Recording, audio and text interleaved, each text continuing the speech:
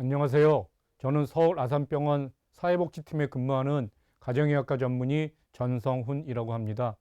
오늘 제가 드리려고 하는 말씀은 대사증후군에 대해서 말씀드리려고 합니다. 대사증후군이라고 하면 되게 건강검진 받았을 때 당신은 대사증후군이 있어 잘 관리를 하십시오라든지 아니면 대사증후군이 있으니 우리 보건소에서 잘 관리해 보십시오. 뭐 대사증후군 클리닉에 등록하십시오. 이렇게 많이 권유받을 겁니다. 그래서 그것이 무엇인지 어떻게 관리해야 되는지에 대해서 말씀드리려고 합니다. 대사증후군이라고 하는 건 먼저 혈압 상승, 고혈당, 혈중 지질 이상, 비만 등이 동반되어 있는 질병을 말하고요. 그게 의미가 있는 건 뭐냐면 심내혈관 질환하고 당뇨병의 위험 인자가 겹쳐 있는 상태입니다.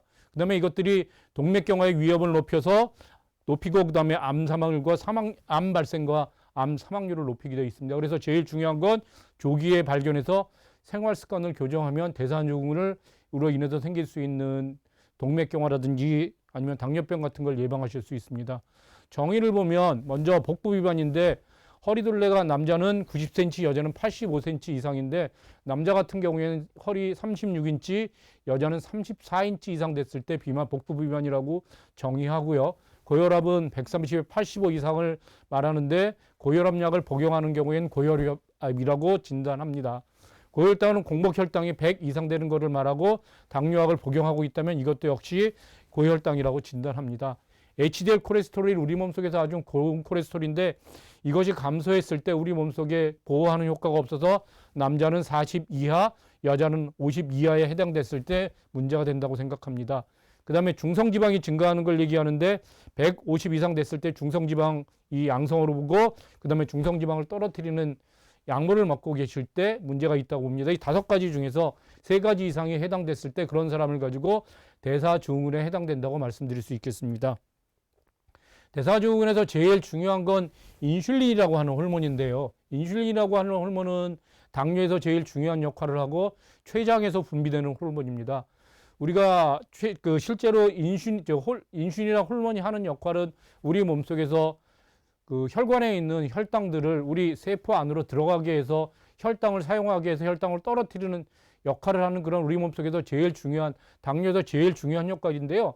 그게 호르몬이 너무 많아지게 되면 과잉이 되면 지방 축적을 하게 되고 그다음에 비만을 촉발하게 됩니다. 그래서 일명 비만 호르몬이라고 얘기하는데요. 우리 당뇨 치료하시는 분들 중에 인슐린 주사를 맞거나 그다음에 인슐린이 많이 분비가 되는 약물을 쓰는 경우에도 비만이 생길 수 있는 걸 보면 인슐린이 어떤 호르몬인 걸 알 수 있습니다. 그래서 이렇게 인슐린이 많이 나오면 인슐린의 효과가 떨어져서 결국엔 인슐린 저항성이 심해져서 당뇨병을 유발하게 되고요. 그다음에 인슐린이 많이 높아지면 이 인슐린으로 인해서 체내 염분이 축적돼서 고혈압이 생기고요. 그게 중성지방의 혈중 농도를 높이는 이런 여러 가지 대사증후군에 나와서 나오는 여러 가지 증상들을 제일 중요한 게 인슐린 저항성 때문에 생긴다고 이해하면 되겠습니다. 그래서 우리가 치료하는 방법은 인슐린 저항성을 줄이는 걸로 이해하시면 될 것 같습니다. 그래서 인슐린 많이 나오는 경우를 제외하고 우리가 체중하고 대사적 건강이란 건 2가지를 밀접하게 연관이 되어 있어서 한번 보면 되게 체중이 많이 나가는 비만이면 대사증후군이 증가합니다. 이런 사람들은 되게 배가 많이 나와서 높은 내장 비만이 있고 근육량이 낮은 이런 사람들이 되게 비만인 사람들이 대사증후군인 경우가 제일 많고요. 그렇지만 체중이 많이 나가지만 대사증후군이 아닌 건강한 사람도 볼 수 있어요. 그건 비만이면서 대사적으로 건강한 사람인데 낮은 내장 비만을 갖고 있고 높은 근육량을 가지고 있는 사람들인데 우리가 생각하면 아주 체중이 많이 나가는 보디빌더들을 생각하면 됩니다. 그런 사람들은 체중이 아주 많이 나가는 거긴 하지만 내장 비만은 거의 없고 근육량이 아주 높은 상태라 비만하지만 대사적으로 건강할 수 있도록 생각한다면 우리가 체중을 줄이는 것보다는 근육량을 늘리는 게 중요하다고 이해하시면 될 것 같습니다. 그렇지만 모든 사람들이 정상 체중을 가졌다고 해서 대사증후군이 없는 것도 아니거든요. 정상 체중을 가졌지만 대사적으로 비만한 사람들이 있을 수도 있는데 이런 사람들은 되게 어떤 사람들이냐면 중심성 비만이라고 해서 배가 이렇게 뿔룩하게 나온 사람들을 되게 그런 증상을 볼 수 있는데요. 중심성 비만이 있어서 내장 비만이 많은 경우에 이런 경우에는 인슐린의 저항성이 유발되고요. 높은 내장 비만, 낮은 근육량이 있어서 체중이 많이 나가지 않더라도 배가 많이 나오는 경우에는 그 배사증후군이라고 진단되고 치료가 필요한 경우도 있을 수 있습니다. 여기서 보는 것 같이 제일 중요한 게 근육량을 늘리는 게 제일 중요하고요. 그래서 근육량을 늘리기 위해서 우리가 할 수 있는 건 되게 운동을 열심히 하는 게 가장 중요합니다. 위험 요인으로는 어떤 사람들한테 많이 걸리냐면 유전적인 요인이 있는 경우에 많이 걸리는데 이건 어쩔 수 없겠지만 그 다음에 또 한 가지는 스트레스가 많이 심했을 때 이런 증상이 많이 위험할 수 있는데요. 스트레스가 되면 스트레스 호르몬이 교감신경의 활성이 증가해서 교감신경이 우리 몸속에 많이 분비가 되면 내장세포에서 지방 분해를 촉진하고 이거를 유리지방산을 분비하고 이게 인슐린이 저항성이 증가되게 그렇게 작용하게 돼 있습니다. 그래서 이런 경우에도 대사증후군은 많이 증가될 수 있고요. 그다음에 신체 활동이 감소됐을 때 운동이 부족했을 때 대사증후군이 생길 수 있는 위험 요인이 될 수 있을 것 같습니다. 그럼 우리가 대사증후군을 치료하기 위해서 어떻게 하냐고 말씀드리면 첫 번째로는 식사하고 운동 조절인데 되게 이게 그 약물 치료는 완전히 당뇨라든지 고지혈증이라든지 넘어갔을 때 치료하는 거고 그 전에 해야 되는 건 식이요법인데 대사증후군을 치료하기 위해서 제일 중요한 건 저열량 식사가 중요해요. 그래서 식사량을 줄이는 게 필요합니다. 식사량을 줄이지 못하면 혈량이 떨어지지 않아서 체중이 줄지 않습니다. 그래서 제일 중요한 건 식사량을 줄이는 게 1번이고요. 그 다음에는 지방을 적게 먹어야 되는데 포화지방산과 트랜스지방을 줄이는 게 중요합니다. 그 다음에 또 한 가지 말씀드리고 싶은 게 뭐냐면 저탄수화물입니다. 저탄수화물은 왜 중요하냐면 탄수화물을 우리가 먹게 되면 그때 분비되는 호르몬이 인슐린이고요. 인슐린이 점점 많이 분비되면 인슐린의 작용에 의해서 우리는 점점 비만하게 됩니다. 그래서 단순당은 피하고 좋은 탄수화물인 통, 곡물 등을 섭취하는 게 중요합니다. 이 세 가지 중에서 제일 중요하게 해야 된다고 생각하는 게 뭐라고 생각하냐면 탄수화물을 적게 먹는 게 제일 중요하다고 생각합니다. 그 이유는 뭐냐면 아까 우리가 대사증후군이 왜 생기는지 살펴봤을 때 인슐린이 많이 분비되고 인슐린의 저항성 때문에 대사증후군이 생기는 거기 때문에 그걸 생각하면 저탄수화물을 하는 게 제일 중요합니다. 우리가 흔히 생각하실 때 어르신들께서는 그 지방이 제일 우리 몸속에 나쁘다고 생각해서 탄수화물은 많이 먹고 지방은 적게 먹는 게 굉장히 많은데 탄수화물을 적게 먹고 그게 만약에 열량이 부족하다고 하면 지방을 좀 더 드시도록 하셔도 괜찮습니다.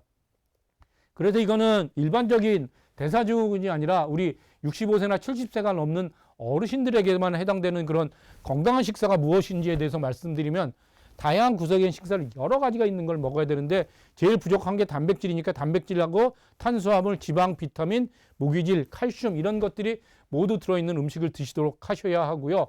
그 다음에 적절한 양을 드시는 게 중요한데 어르신들 같은 경우에는 대사증후군이라 할지라도 체중이 떨어지면 그것으로 인해서 여러 가지 문제가 생길 수 있어서 체중을 유지하는 그 선에서 양을 줄이지 않도록 그렇게 식사를 해주시면 좋겠고요. 그 다음에 탄수화물이 넘치지 않게 하는 식사를 하시도록 그렇게 해주시면 좋겠습니다.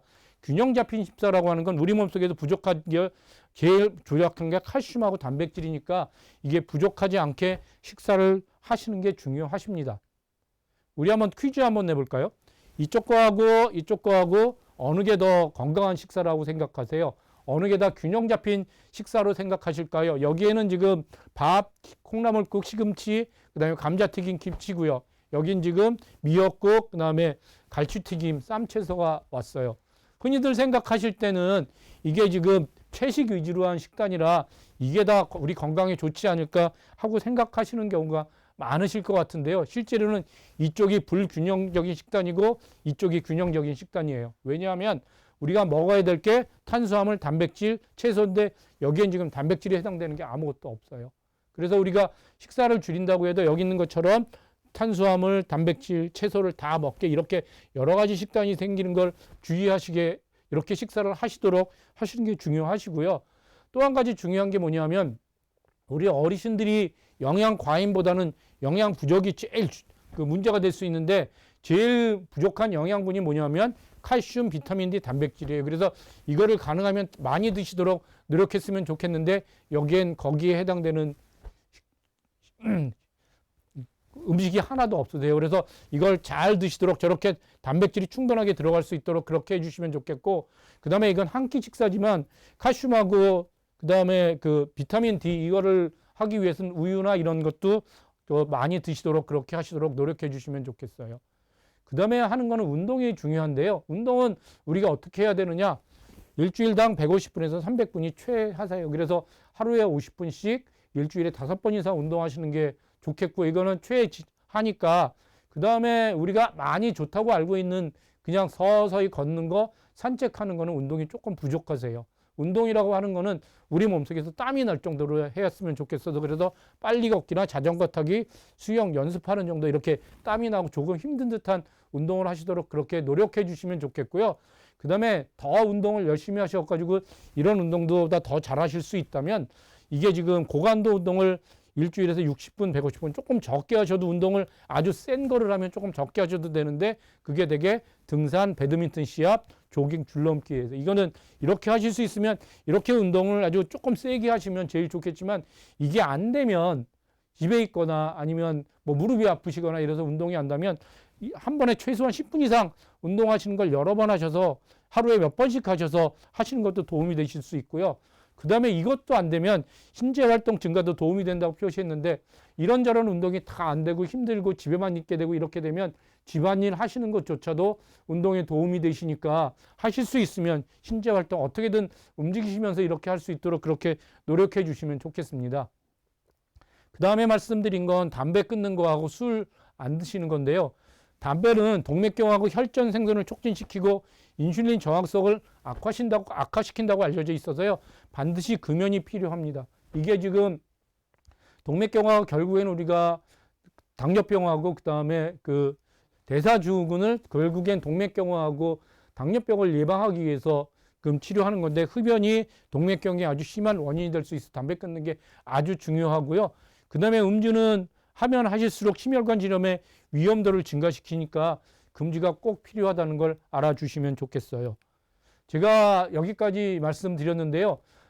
지금까지 말씀드린 걸 요약하면, 대사증후군이 그렇게 그 당장에는 위험한 질병은 아니지만 이걸 그대로 방치하면 동맥경화, 당뇨병, 그 다음에 암 발생률, 사망률을 증가시키게 돼 있고, 그 다음에 치료하는 건 약물 치료보다는 음식이나 운동을 열심히 하는 걸로 치료하실 수 있는데, 음식은 식사를 적게 드셨으면, 열량을 적게 드셨으면 좋겠고, 어르신들은 체중을 줄이지 않도록 식사를 줄이지 않는 게 중요하십니다.